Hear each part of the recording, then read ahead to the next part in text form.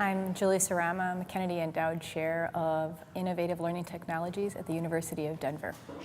And I'm Doug Clements. I'm also an endowed chair in early childhood at the University of Denver. Our field is really based on learning trajectories, and I think taking that approach is beneficial because first of all, you have to focus on the big ideas. So the first part of learning trajectories is the goal, and defining those goals in a big ideas way is really important for teachers. There's lots of evidence that says if teachers understand the main goals, they're better able to inform their own instruction in a way that's going to help children. Secondly, it'll take a developmental approach. So it really solves the problem of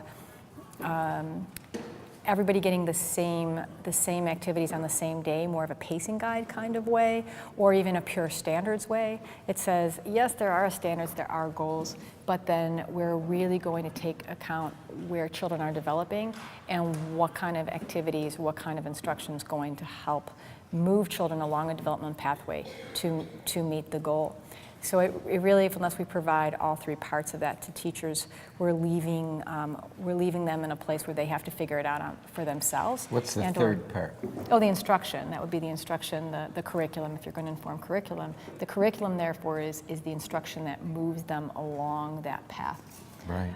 And you're going to stop teachers from having to face, like, one size does not fit all for children. You hear that over and over and over again. Teachers get very frustrated when things don't work for their children, and it gives them a way to modify it that's based on development and not based on sort of the activity of the day off the internet. We always say start where the child is in education, but if you really only understand some kind of end goal, there's no map for you of where the child is. Where do I start and then where's the next level? That's the important thing about learning trajectories, is it really lets you start where the child is. And I think some teachers misunderstand it as, oh, I have to know where all 26 kids in my classroom are or something like that. Yes and no, because they're not all at a separate level, right?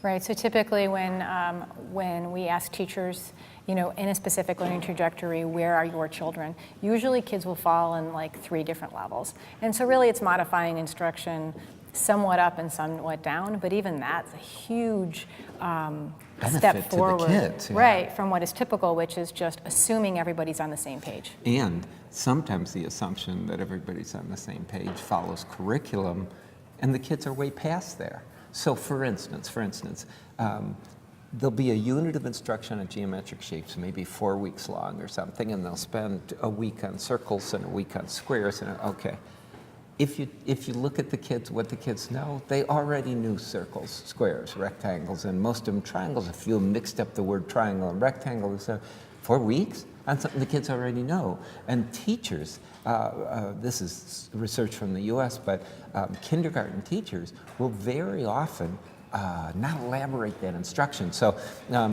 hold up a square. What is this? The kid's K is square. And the teacher said, yes, it's a square, and puts it down. But what could we be doing? We could be saying, why is it a square? What properties does it have? If I turn it, is it still a square? Can you make a square? Do you know other things that are a square or whatever? There's so much you could do with that. If we put 3 squares, that's 4 squares, tetrominoes. If we put 4 squares together, how many different ways can we do that? And there's all kinds of things. Most research, at least from the US, shows that teachers don't do that kind of elaboration. They don't do that kind of interesting things. So they might spend 4 weeks on something the kids already know. Right. I mean, that is the missing piece, I believe, is the content for the teachers.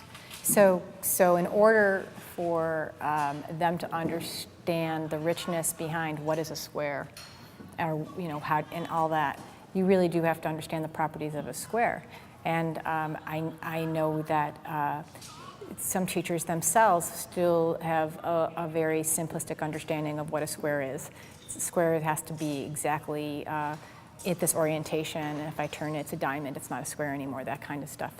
So I do think, again, that in teaching teachers about children's development, and if we're working with kindergarten teachers, we don't teach development of kindergarten, we teach development from earlier than kindergarten on up through 2nd grade. When we do that and we really delve in deeply, especially into the content areas where we know there's a lot of misunderstanding of the math from the teacher's perspective, all the way up through second grade, teachers will come to us and say, okay, this is embarrassing, but I'm really at this level. Part of what we want to do is to say that some of this is just experiential. You did not receive good math education, and therefore the tendency is to do the same thing to your children, but we're going to stop that and really try to move forward in a positive way and figure it out. So if we create safe spaces for teachers to discuss what they don't understand, and then really delve into that and do activities at this level, we can present it as this is an activity that we all practiced that's appropriate for people at this level, and they could be your children and it could be you, but we're all working through it, and even if they don't want to admit that that's where they are, they're doing the activity in professional development. So we need lots of time for professional development around the math. That's just so important. And you started to say, it's not that we say teachers need this knowledge, but we're not blaming the teachers. Again, they've been through education for 16 years plus, right? And nobody asked them to think about these things in these ways. So what we have to do is, you almost said the phrase I love that you use, stop the cycle of abuse, geometric abuse, by making sure that we develop in kids real firm knowledge. And when teachers see it that way, that it's my job, it was done to me, I'm not passing that on. I'm not doing that to my kids. I'm giving them a better grounding in geometry and also all of mathematics by diving in there and learning some stuff myself that I never had the experience, and then helping my kids do the same thing. So learning trajectories, the words seem to be out there, right? They're out there. Or learning progressions or developmental progressions.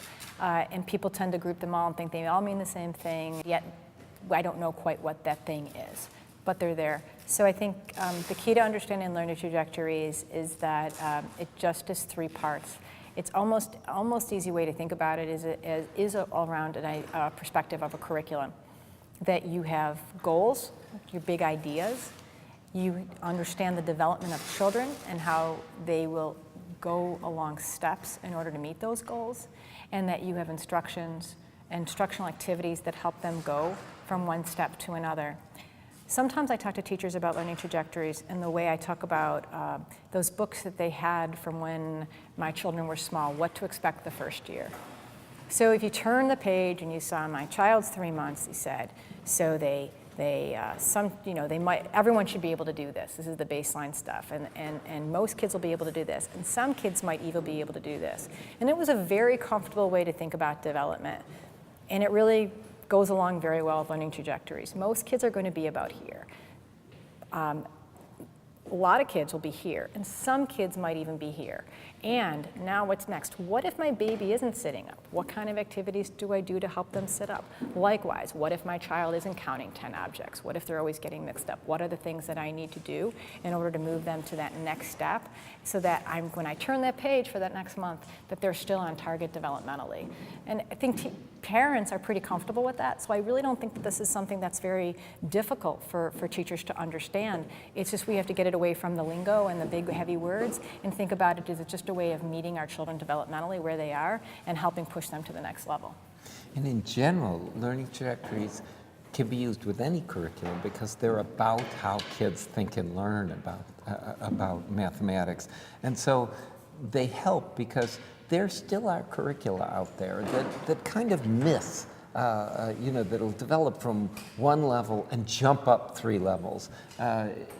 Area measurement is an example, right? We'll have kids lay out a lot of tiles and count how many tiles cover a surface or something. And then all of a sudden there's no area in the curriculum. At some later point in the elementary school, it's length times width, just out of nowhere. And kids never get the chance to connect that the length times width formula works because you're thinking of a row of unit squares along one row of a rectangle, for example, and then how the width of that is how many of those rows are there. And so that works. Kids just think area is length times width, which is not a conceptual structure because they miss the developmental progression of levels of thinking that go into what we call spatial structuring to understand why that formula connects back to the laying down those individual tiles. So you can be in any curriculum, but if you understand the learning trajectories, then you'll make sure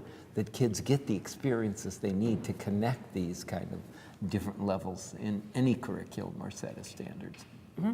You know, you'll see different people talk about different learning trajectories or the like, and they often people will say, where did you and Julie make up these learning trajectories?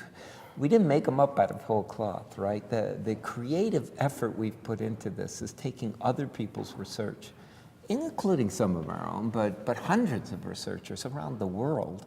A big spatial reasoning group right here in Canada contributed vastly to our geometry and spatial reasoning kind of curriculum, and synthesized those so we really understand what all these researchers have discovered about levels of thinking on the part of kids, and then what teachers and researchers in conjunction have discovered about the most effective instructional activities to help a kid that, like Julie said, is a certain step or level, get to the next step or level. So, you know, one learning trajectory might use slightly different words to describe those levels or something, but the important thing is all the researchers working on this come from this common research base. So there's more commonality of these things than differences.